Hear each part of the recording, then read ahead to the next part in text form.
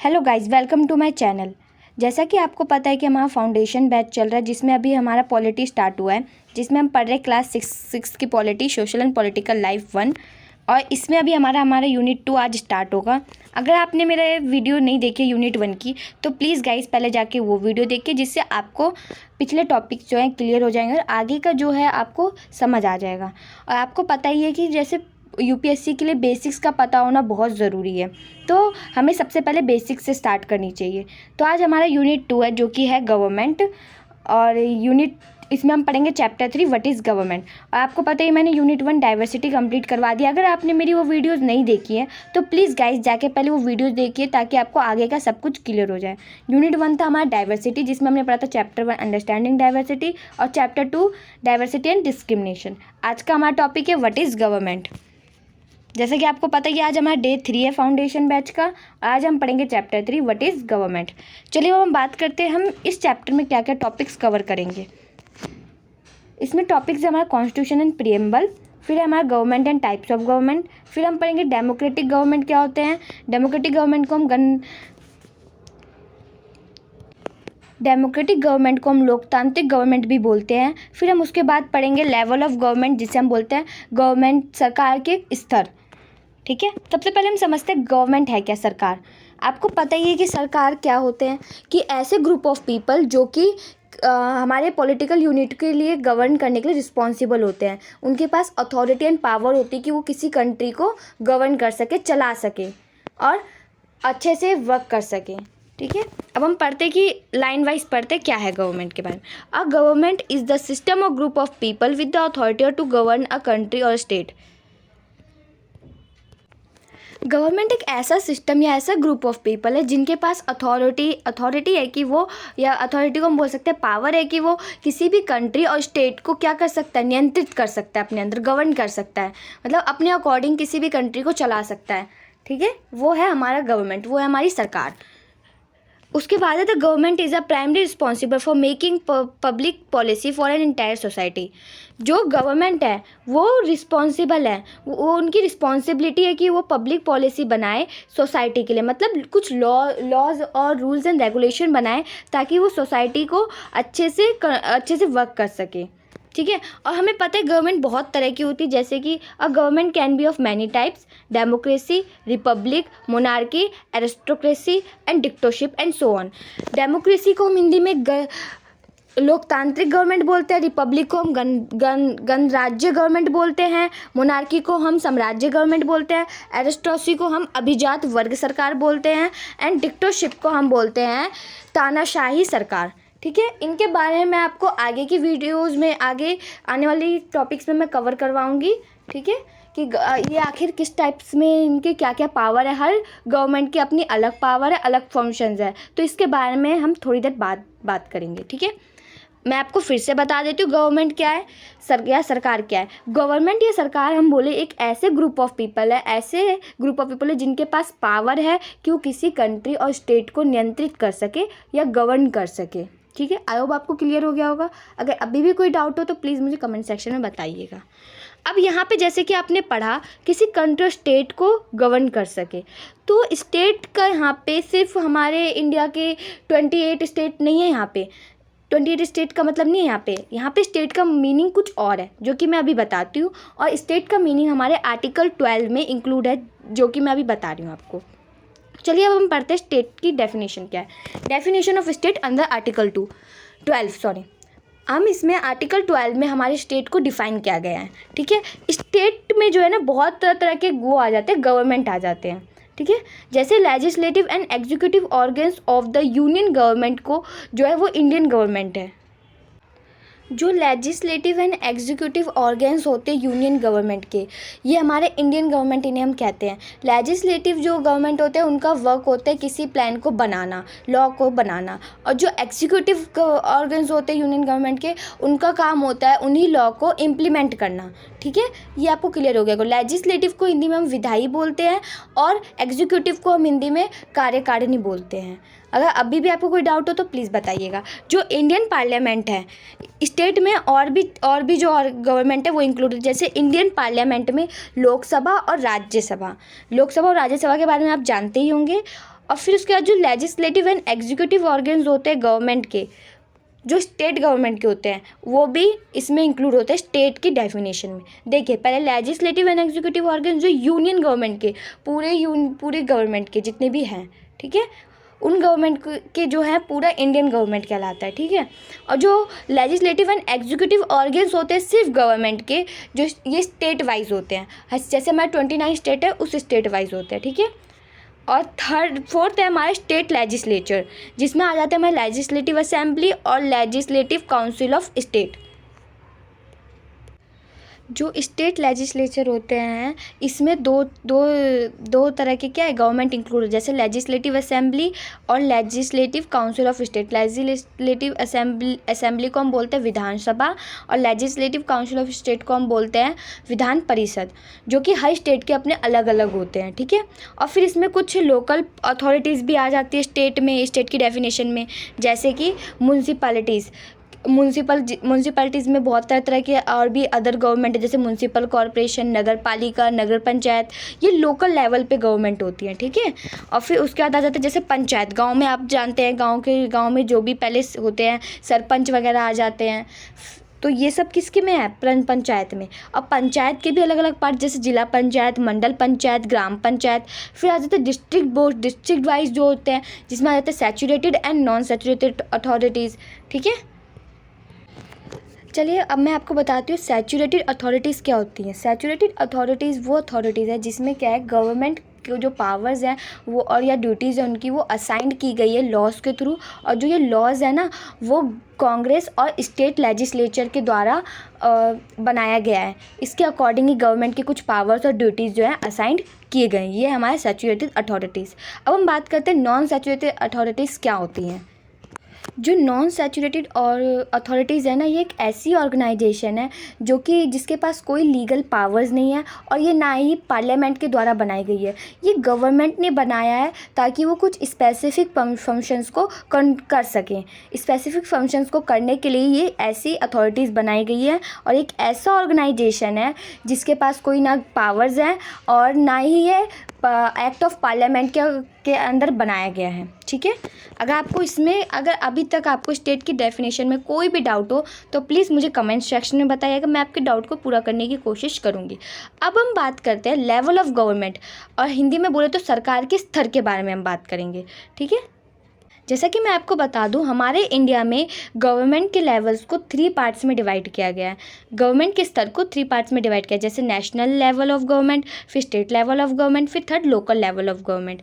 National level of government को हम हिंदी में बोलते हैं राष्ट्रीय स्तर की सरकार, और स्टेट लेवल ऑफ गवर्नमेंट को हम बोलते हैं राज्य स्तर की सरकार, और लोकल लेवल ऑफ गवर्नमेंट को बोलते हैं स्थानीय स्तर की सरकार। अब हम बात करते हैं नेशनल लेवल ऑफ गवर्नमेंट क्या होती है, स्टेट लेवल ऑफ गवर्नमेंट क्या होती है, और लोकल लेवल ऑफ गवर्नमेंट क्या होती है। तो सबसे पहले हम बात करते हैं नेशनल लेवल ऑफ गवर्नमेंट क्या होती है।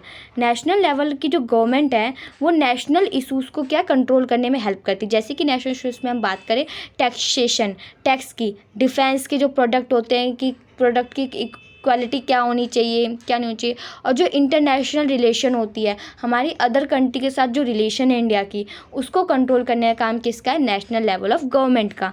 और ऐसे ही स्टेट लेवल ऑफ गवर्नमेंट का होता है स्टेट के इश्यूज़ को कंट्रोल करना, जैसे कि पुलिस का काम हो गया, सॉरी गाइज यहाँ पे ई आएगा, पुलिस कैसी पुलिस फोर्स होनी चाहिए, एजुकेशन कैसा होना चाहिए स्टेट का, या हेल्थ कैसी होनी चाहिए, ये सब क्या है स्टेट लेवल की गवर्नमेंट जो है वो हैंडल करती है इन सब चीज़ों को। ये स्टेट के इश्यूज़ हैं, ठीक है। फिर हम बात करते हैं थर्ड लेवल ऑफ गवर्नमेंट की, जो कि लोकल लेवल ऑफ गवर्नमेंट। इसमें जो लोकल अफेयर्स होते हैं वो जो थोड़े छोटे मोटे अफेयर्स जैसे रोड बनाना कि और पानी नहीं आ रहा किसी एरिया में, ये सब काम किसका है, लोकल लेवल ऑफ गवर्नमेंट का, जिसमें आ जाते हैं म्यूनसिपैलिटीज़ और पंचायत। ये सब लोकल लेवल का वर्क है, लोकल लेवल ऑफ गवर्नमेंट का वर्क है। आई होप आपको क्लियर हो गया होगा, आगे मैं और अच्छे से एक्सप्लेन करूँगी, ठीक है। अब हम बात करते हैं constitutional government by definition is a limited government. जो हमारा कॉन्स्टिट्यूशन के अकॉर्डिंग जो हमारी गवर्नमेंट है उसको एक लिमिटेड गवर्नमेंट बोला गया है, मतलब उनकी जो पावर्स है वो लिमिटेड है। जैसे कि आपको पता है गवर्नमेंट जो है वो जुडिशरी का वर्क नहीं कर सकता, गवर्नमेंट हमें न्याय नहीं दिला सकते। ये वर्क जो है वो है सिर्फ जुडिशरी का कि वो हमें जस्टिस प्रोवाइड करेंगी। अगर हमारे साथ कोई भी भेदभाव हो रहा है या कुछ भी गलत हुआ है तो हमें जस्टिस दिलाने का काम किसका है? जुडिशरी का, ना कि गवर्नमेंट का। इसीलिए ही गवर्नमेंट की पावर्स को क्या कहा गया है कि वो लिमिटेड है, इसलिए हम गवर्नमेंट को लिमिटेड गवर्नमेंट भी कहते हैं हमारे कॉन्स्टिट्यूशन के अकॉर्डिंग। ठीक है, अब हम बात करते हैं थोड़ा सा लेवल ऑफ गवर्नमेंट को अच्छे से हम लाइन वाइज लाइन एक्सप्लेन कर देती हूँ, ताकि पेपर में आपको जब आंसर राइटिंग करे तो आपको आसानी हो, हर चीज़ों के इंग्लिश में मीनिंग पता होने चाहिए, जिससे कि आपको आगे चल के आंसर लिखने में बहुत हेल्प मिलेगी। चलिए, India is representative democracy where people are eligible to vote, elect representative and participate in the decision making the process. जो हमारा इंडिया है यहाँ पे ना रिप्रेजेंटेटिव डेमोक्रेसी है। रिप्रेजेंटेटिव डेमोक्रेसी को हम हिंदी में प्रातिनिधिक लोकतंत्र बोलते हैं। प्रातिनिधिक लोकतंत्र का मतलब ये कि यहाँ पे पीपल जो है एलिजिबल हैं वोट करने के लिए। 18 साल से ऊपर के सभी जो पर्सन्स हैं वो वोट दे सकते हैं, चाहे वो फीमेल हो, मेल हो, नीचे कास्ट का हो, अपर कास्ट के हों या कोई भी रिलीजन के हों, वो हमारे इंडिया में वोट दे सकते हैं। और हर किसी को ये राइट है कि वो अपना रिप्रेजेंटेटिव, अपना प्रतिनिधि खुद इलेक्ट कर सके। और हर पीपल को हमारे इंडिया में डिसीज़न मेकिंग प्रोसेस में पार्टिसिपेट करने की इजाज़त है, वो पार्टिसिपेट कर सकते हैं। इसीलिए हमारे इंडिया को डेमोक्रेसी बोला जाता है, क्योंकि यहाँ पे पीपल जो अपने रिप्रेजेंटेटिव को खुद इलेक्ट करते हैं और डिसीज़न मेकिंग प्रोसेस में भी क्या करते हैं? अपना पार्टिसिपेशन देते हैं। ठीक है, जैसा कि मैंने आपको बताया था, गवर्नमेंट जो है 3 लेवल्स पे वर्क करते हैं, जैसे national, state and local levels.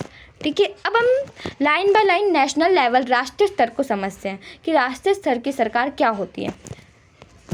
It refers to the area of the government which is concerned with the national issues such as taxation, defense, international relation and trade।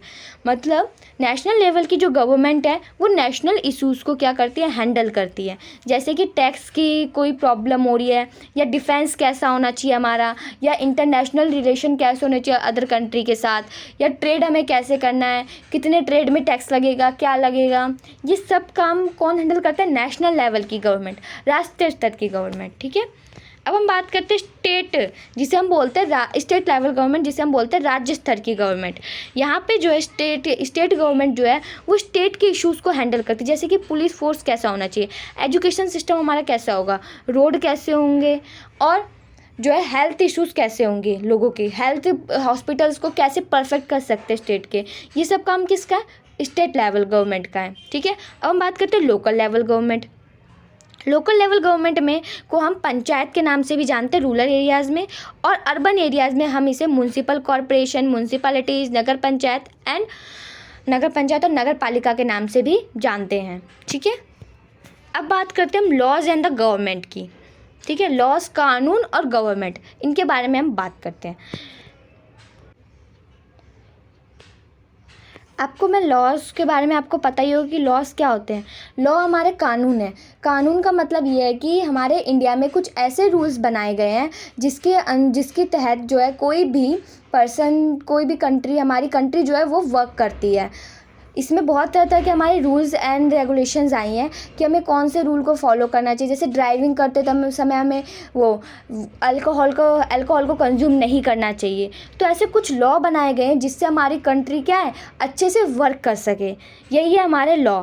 और जो law को follow करने की responsibility government और citizen दोनों की होती है, ताकि वो लॉ को अच्छे से, हम लॉ को हमने तो इम्प्लीमेंट कर दिया, बना दिया, पर फॉलो कौन करेगा? फॉलो करने का जो काम है वो सिटीज़न और गवर्नमेंट दोनों का है। दोनों ही रिस्पॉन्सिबल है गवर्नमेंट वो लॉज को फॉलो करने के लिए।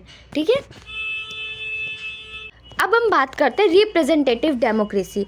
अब हम समझते हैं रिप्रेजेंटेटिव डेमोक्रेसी होता क्या है, प्रतिनिधिक लोकतंत्र किसे कहते हैं। The type of democracy in which the citizen delegate authority to their elect representative। जो रिप्रेजेंटेटिव डेमोक्रेसी या प्रतिनिधिक लोकतंत्र है, इसका मतलब ये है कि यहाँ पे लोगों को, यहाँ पे सिटीजन्स को अथॉरिटी है, मतलब पावर्स दी गई हैं कि वो अपने रिप्रेजेंटेटिव, अपने प्रतिनिधि को खुद इलेक्ट कर सकते हैं। कैसे? वोट देके। हमारे इंडिया में क्या है, हम वोट देके अपने मन चाहे रिप्रेजेंटेटिव को जिता सकते हैं और इलेक्ट कर सकते हैं।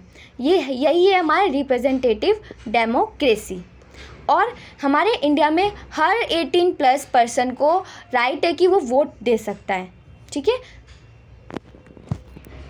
अब हम बात करते हैं वुमेन्स सफरेज, जिसको हम बोलते हैं महिला मतदान अधिकार। ठीक है, ये एक ऐसा मूवमेंट था जो कि 20th सेंचुरी से पहले स्टार्ट हुआ था। इसमें क्या था कि जो वुमेन थी वो इक्वल राइट चाहती थी वोट देने का, मैंस से इक्वलिटी का। मतलब देखिए, जो वुमेन सफरेज है इसमें क्या था, महिला चाहती थी कि वो भी वोट दे जैसे मैन देते हैं। पहले क्या होता था हमारे इंडिया में, जो सिर्फ मैन को ही राइट था कि वो वोट दे, सिर्फ जो है जेंट्स लोग ही वोट देते थे, फीमेल लोग को राइट नहीं था कि वो वोट दे सके। इसीलिए जो है वो महिलाओं ने जो है वो क्या मूवमेंट स्टार्ट किया कि वो वोट देने का उनको राइट मिले पुरुषों से। जैसे पुरुष लोग को पहले कोई भी पुरुष होता था उसको वोट देने का राइट है, पर किसी भी महिला को पहले वोट देने का राइट नहीं था। 1950 में जाके महिलाओं को वोट देने का राइट मिला, इसीलिए उन्होंने वुमेन सफरेज मूवमेंट स्टार्ट किया था। ठीक है, आई होप आपको क्लियर हो गया होगा। मैं एक बार फिर से बता देती हूँ, वुमेन सफरेज मूवमेंट या हम बोले महिला मतदान अधिकार ये था कि इसमें महिलाओं को भी राइट टू वोट दिया गया था, कि अब उनके पास भी राइट है कि वो वोट दे सकती है और अपने रिप्रेजेंटेटिव को इलेक्ट कर सकती हैं। पहले हमारे इंडिया में ये नहीं था। पहले हमारे इंडिया में सिर्फ जो है मेल्स ही, जो बॉयज़ होते थे वही जो है वोट देते थे और फीमेल्स और गर्ल्स वोट नहीं देती थी, ये उनका राइट नहीं था। बाद में जब उन्होंने मूवमेंट स्टार्ट किया तब जाके उन्हें ये राइट मिला और फिर वो तब जाके वोट दे सकी। ठीक है, अब हम बात करते हैं टाइप्स ऑफ गवर्नमेंट की। जैसे कि मैंने आपको बोला था, मैं भी इस वीडियो में सिर्फ 5 टाइप्स बता रही हूँ, और भी टाइप्स के गवर्नमेंट हैं। पहला हम बात करते हैं डेमोक्रेटिक गवर्नमेंट, जिसे हम लोकतांत्रिक सरकार बोलते हैं। ठीक है, ये एक ऐसा सिस्टम है जहाँ पे लोगों के पास क्या है, पावर है कि वो पार्टिसिपेट कर सके डिसीजन मेकिंग में और क्या कर सके, अपने रिप्रेजेंटेटिव को इलेक्ट कर सके इलेक्शन के थ्रू। ठीक है, और ये हमारे इंडिया के जो गवर्नमेंट है उन्हें हम डेमोक्रेटिक गवर्नमेंट कहते हैं। क्यों? क्योंकि यहाँ पे लोग जो हैं पार्टिसिपेट करते डिसीजन मेकिंग प्रोसेस में और उन्हें अपने रिप्रेजेंटेटिव को इलेक्ट करने का पूरा राइट है। ठीक है, इसीलिए हम इंडिया को डेमोक्रेटिक गवर्नमेंट कहते हैं। और जो लॉ बनते हैं वो पूरे मेजॉरिटी के अंडर में ही बनते हैं। ये नहीं कि सिर्फ 1-2 ने बोल दिया और लॉ बन गया, नहीं। जब तक ज़्यादा से ज़्यादा लोग हाँ नहीं बोलेंगे उस लॉ को बनाने के लिए, तब तक वो कोई भी कानून नहीं बनेगा हमारे इंडिया में। ठीक है, अब हम सेकंड बात करते हैं मोनार्की गवर्नमेंट, साम्राज्य सरकार। ये हम पहले टाइम में होता था, ये जो गवर्नमेंट है पहले टाइम की गवर्नमेंट होती थी। यहाँ पे क्या था, किंग और क्वीन का जो था ना वही हेड थे स्टेट के। जैसे क्या होता था कि राजा का बेटा ही राजा बनेगा। ठीक है, तो यही था मोनार्की गवर्नमेंट, साम्राज्य सरकार। ठीक है, अब हम बात करते हैं रिपब्लिक गवर्नमेंट, गणतंत्र सरकार। गणतंत्र सरकार में जो पावर्स है वो सिर्फ एक इंडिविजुअल सिटीजन के हाथ में होते हैं, जिसे हम गवर्नमेंट बोलते हैं, सरकार। ठीक है, यहाँ पे जो लॉ बनता है ना वो सिर्फ जो लोगों ने जो अपने इलेक्टेड किया रिप्रेजेंटेटिव को, उन्हीं के अंदर ही बनता है। कोई किसी और की सहमति उन्हें लेने की ज़रूरत नहीं है, सिर्फ वही बना सकते हैं। पर डेमोक्रेटिक गवर्नमेंट में क्या होता था, मेजॉरिटी की हमें सलाह लेनी पड़ती थी, मेजॉरिटी ऑफ पीपल की हमें क्या सलाह लेनी पड़ती थी कि वो लॉ बनाए या ना बनाए। पर रिपब्लिक गवर्नमेंट में क्या है, हमें सिर्फ गवर्नमेंट ही जो है अपने अकॉर्डिंग लॉ बना सकती है। यहाँ पे जो पावर है वो सिर्फ पावर कंट्रोल किसके हाथ में है, गवर्नमेंट के हाथ में है। ठीक है, अब हम बात करते हैं एरिस्टोक्रेटिक गवर्नमेंट, जिसे हम बोलते हैं अभिजात वर्ग सरकार। ये एक ऐसा फॉर्म ऑफ सरकार है जहाँ के जो पावर या स्ट्रेंथ हम बोले वो जो किसी विशेष अधिकार के जो लोग हैं ना उनको दिया गया है, उनके हाथ में। जैसे कि हम बात करें कि अपर कास्ट के लोगों के पास कुछ ज़्यादा हम बोल देते हैं ये पावर्स है, इनके पास लैंड। जैसे साउथ अफ्रीका का एग्जांपल है, उस पहले के समय में क्या होता था साउथ अफ्रीका में कि जो वाइट पीपल थे वो ब्लैक पीपल पे क्या करते थे, अपना वो करते थे, रौब जमाते थे, उनको कब्जा में कर रखा था। ठीक है, ऐसे ही फॉर्म ऑफ गवर्नमेंट को हम क्या बोलते हैं, एरिस्टोक्रेसी गवर्नमेंट।